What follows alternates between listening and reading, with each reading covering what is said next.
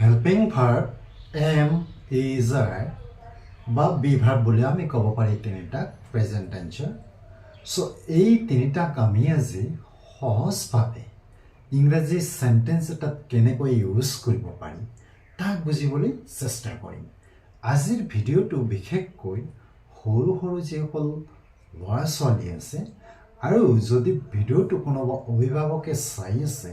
তেনেহ'লে নিশ্চয় সহায়ক হ'ব পাৰে কিয়নো আমি যেতিয়া নিজৰ ল'ৰা ছোৱালীক পঢ়াবলৈ যাওঁ ডেট মিন্স শিকাবলৈ যাওঁ তেতিয়া কিছুমান সৰু সৰু কনচেপ্ট থাকে আৰু সেইবিলাক বস্তু আমি নিজে বুজি পাব লাগে আৰু সেই হিচাপত আমি শিকাব লাগে সো বন্ধুসকল আজি আমি আলোচনা কৰিম am is are এই হেল্পিং ভাৰ্ববোৰক আমি সহজভাৱে কেনেকৈ ইউজ কৰিব পাৰি ডেট মিন্স ক'ত কেনেকৈ ইউজ কৰিব লাগে তাক বুজিবলৈ চেষ্টা কৰোঁ বলক এতিয়া ভিডিঅ'টোলৈ আমি আগবাঢ়িছোঁ বন্ধুসকল ইয়াতে লক্ষ্য কৰক মই লিখিছোঁ হেল্পিং ভাৰ্ব বা ব্ৰেকেটত লিখি থৈছোঁ বি ভাৰ্ব ইয়াৰ প্ৰয়োগ ডেট মিন্স ব্যৱহাৰটো আমি শিকিম এই হেল্পিং ভাৰ্ব বা be verb am is are মই ইয়াতে তিনিটা লিখিছোঁ আৰু এইবিলাকৰ অৰ্থ এনেকুৱা প্ৰকাশ কৰে হয় বা হোৱা আৰু এই তিনিটাক আমি প্ৰেজেন্ট টেন্সৰ বি ভাৰ্ব বুলি ক'ব পাৰোঁ প্ৰেজেন্ট টেন্সৰ বি ভাৰ্ব বুলি আমি ক'ব পাৰোঁ হয়নে সো এই তিনিটাক আমি অতি চিম্পলভাৱে কেনেকৈ সেন্টেন্স এটাত ব্যৱহাৰ কৰোঁ তাক আমি এটা ষ্ট্ৰাকচাৰত বুজিবলৈ চেষ্টা কৰোঁ ইয়াতে মই ষ্ট্ৰাকচাৰটো লিখিছোঁ লক্ষ্য কৰক প্ৰথমতে আমি ছাবজেক্টটো লিখিছোঁ তাৰপিছত এই helping verb that means am is are এই হেল্পিং ভাৰ্বকেইটা আমি লিখিছোঁ বা বি ভাৰ্ব BV1 বুলি লিখিছোঁ মই BV1 ডেট মিন্স প্ৰেজেন্ট টেন্সৰ বি ভাৰ্ব আকৌ আদাৰ ৱাৰ্ড এইপিনে আকৌ লিখি থৈছোঁ মই আদাৰ ৱাৰ্ড এই ষ্ট্ৰাকচাৰটো একেবাৰে সহজ জাষ্ট আমি তিনিটা শব্দ ইউজ কৰিব লাগে ছাবজেক্ট হেল্পিং ভাৰ্ব আৰু আদাৰ ৱাৰ্ড এই তিনিটা শব্দ লগ লগাই কিনে সৰু সৰু সেন্টেন্সবিলাক আমি নিজেও শিকিব পাৰোঁ আৰু সৰু সৰু ল'ৰা ছোৱালীবিলাককো আমি শিকাব পাৰোঁ ঘৰতে সো বন্ধুসকল মই ইয়াতে কিছুমান সেন্টেন্স লৈছোঁ আৰু সেই সেন্টেন্সবোৰক আমি অতি সহজতে কেনেকৈ লিখিব পাৰোঁ তাক বুজিবলৈ চেষ্টা কৰোঁ তেওঁ এজন শিক্ষক ইয়াতে লক্ষ্য কৰিব আমি ষ্ট্ৰাকচাৰটোত কি পাইছিলোঁ ছাবজেক্ট তাৰপিছত helping verb am is are যিকোনো এটা দিব লাগে তাৰপিছত আদাৰ ৱাৰ্ড ইয়াতে চাওক তিনিটা শব্দ আছে আকৌ এই তিনিটা শব্দ দি আমি ইংৰাজী শব্দটো ধুনীয়াকৈ গঠন কৰিব পাৰোঁ সো আমি প্ৰথমতে ছাবজেক্টটো চিলেকশ্যন কৰিব লাগিব সো ইয়াত ছাবজেক্ট কোনটো আছিলে যে ছাবজেক্ট মানে কি আছিলে যাৰ কথা কোৱা সেইটো আছিলে ছাবজেক্ট ন সো আমি প্ৰথমতে ছাবজেক্টটো লিখিলোঁ হি আকৌ এই হেল্পিং ভাৰ্ব বা বি ভাৰ্ববিলাকক আমি কেতিয়া ইউজ কৰোঁ যেতিয়া বাক্যটোত কোনো কাম নাথাকে ডেট মিন্স প্ৰিন্সিপল ভাৰ্ব নাথাকে তেতিয়া আমি বি ভাৰ্বকেইটা ইউজ কৰিব লাগে সো এই বাক্যটোত লক্ষ্য কৰক তেওঁ এজন শিক্ষক ইয়াত কোনো কাম নাই ডেট মিন্স কোনো প্ৰিন্সিপল ভাৰ্ব মেইন ক্ৰিয়া নাই সো ইয়াত আমি হেল্পিং ভাৰ্ব ইউজ কৰিব লাগিব আকৌ সেন্টেন্সটো প্ৰেজেন্ট টেন্সৰ কথা কোৱা হৈছে তেওঁ এজন শিক্ষক হয় ডেট মিন্স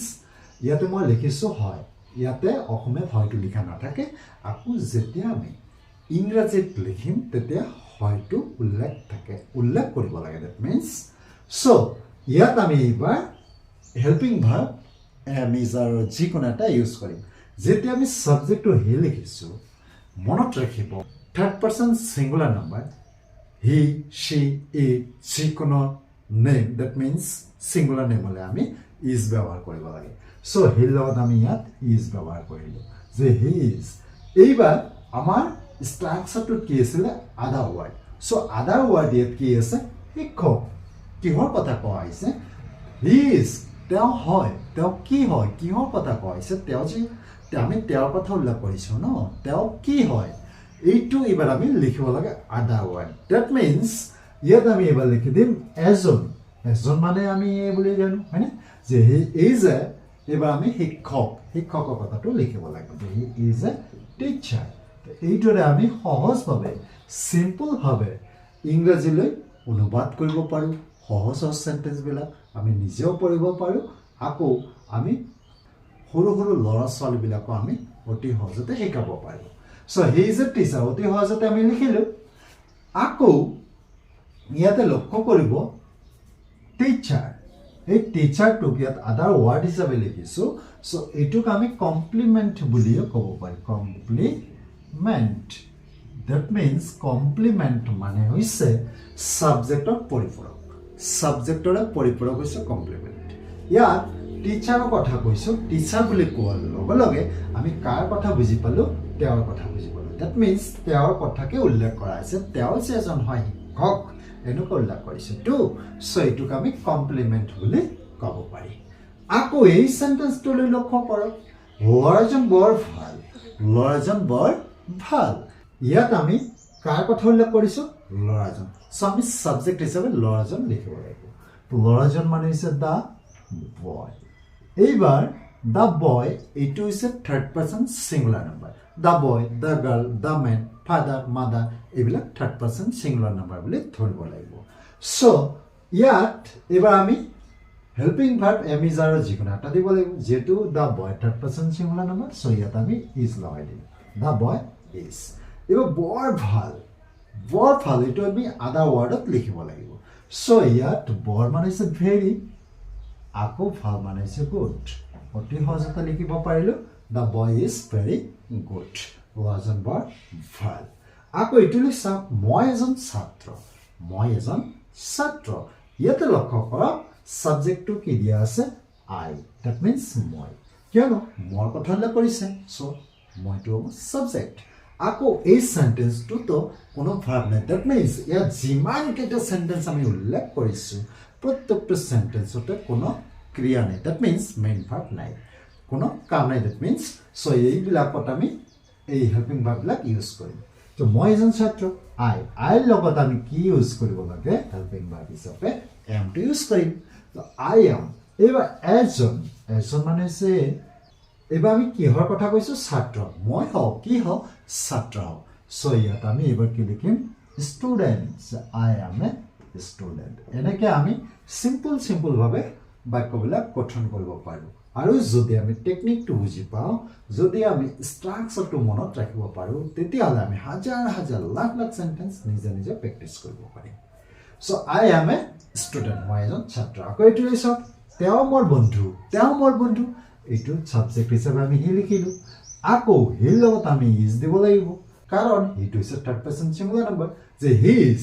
মোৰ বন্ধু এইবাৰ আমি আদা ৱাৰ্ডটো লিখিব লাগিব মোৰ বন্ধু মাই ফ্ৰেণ্ড মাই মানে মোৰ ফ্ৰেণ্ড মানে হৈছে বন্ধু সো আমি কি বুজি পালোঁ যে সাবজেক্টৰ পিছত হেল্পিং ভাৰ্ব লগাই দিম তাৰপিছত আদা ৱাৰ্ড লিখি দিম আমাৰ বাক্যটো গঠন হৈ যাব যে হি ইজ মাই ফ্ৰেণ্ড তেওঁ মোৰ বন্ধু হি ইজ মাই ফাদাৰ তেওঁ মোৰ দেউতা এই ধৰণে আমি সেন্টেন্সবিলাক লিখিব পাৰোঁ ন আকৌ এই সেন্টেন্সটোলৈ লক্ষ্য কৰক ৰাজু এজন ভাল ছাত্ৰ ইয়াত কাৰ কথা উল্লেখ কৰিছোঁ ৰাজু সো ইয়াত আমি কি লিখিলোঁ ৰাজু আকৌ Raju third person singular number সেইকাৰণে আমি ইজ লগাই দিলোঁ এইবাৰ এজন মানে হৈছে আমি লগাই দিলোঁ ভাল ছাত্ৰ গুড ষ্টুডেণ্ট ভাল মানে হৈছে গুড ষ্টুডেণ্ট মানে হৈছে ছাত্ৰ সো আমি কি লিখিম Raju is a good student তো ইজিলি আমি বাক্যবিলাক গঠন কৰি আছোঁ ন তো আমি কি বুজি পালোঁ জাষ্ট আমি ষ্ট্ৰাকচাৰটো মনত ৰাখিব লাগে যে Raju is a good student আকৌ এই প্ৰত্যেকটো সেন্টেন্সত কোনো ক্ৰিয়া নথকাৰ কাৰণে প্ৰিন্সিপল ভাৰ্ব নথকাৰ কাৰণে আমি এম ইজ আৰ এইবিলাক ইউজ কৰি আছোঁ মনত ৰাখিবলৈ যত্ন কৰিব আকৌ এইটোলৈ চাওক তেখেত আমাৰ ইংৰাজী শিক্ষক সো ইয়াত আমি কাৰ কথা উল্লেখ কৰিছোঁ তেখেত ন আমি হি লিখিলোঁ হি তাৰপিছত আমি ইজটো দিবই লাগিব ষ্ট্ৰাকচাৰ অনুযায়ী আমাৰ ইংৰাজী শিক্ষক আদাৰ ৱাৰ্ডটো লিখিব লাগে আমাৰ দ্যাট মিন্স আৱাৰ আকৌ ইংৰাজী শিক্ষক এইটো আমি কি বুলি লিখিম ইংলিছ টিচাৰ এই ধৰণে আমি বাক্যবিলাক লিখিব পাৰোঁ হয়নে যে he is our English teacher তেখেত আমাৰ ইংৰাজী শিক্ষক সো বন্ধুসকল এইকেইটা সেন্টেন্সৰ সহায়ত আমি নিশ্চয় বুজিব পাৰিছোঁ যে এম ইজ আৰ আমি কেনেকৈ ক'ত ইউজ কৰিব লাগে আৰু কি ধৰণৰ সেন্টেন্সবিলাকত ইউজ কৰোঁ হয়নে